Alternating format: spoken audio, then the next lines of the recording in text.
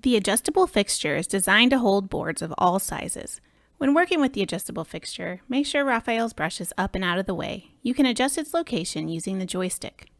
The adjustable fixture is set into Raphael's work area and held secure with pegs. To insert, position the adjustable fixture aligning mounts over the pegs at an angle and set it into place.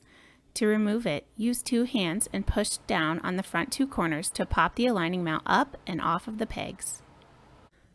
The rods are held into place with T-nuts and knobs. To adjust the rods, loosen the black knobs on the side, slide the rod into place, and tighten the knobs. The rods on both the X and Y axis can be adjusted. To add more rods, slide a T-nut into the fixture. The rods for the Y axis have bends in them to make them lower. They are placed in first. The rods for the X axis are flat and straight across. They are placed in second, on top of the Y axis rods.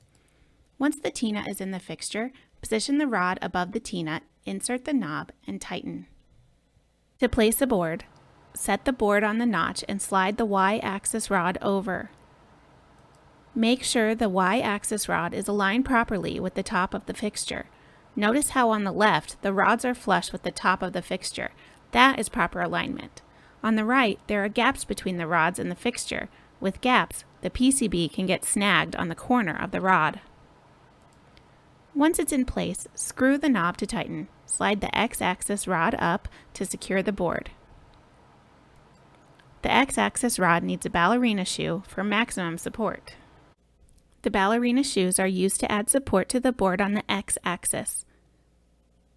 To attach the ballerina shoe, squeeze the bottom, hook it on the rod, and slide into place. Squeeze again to remove.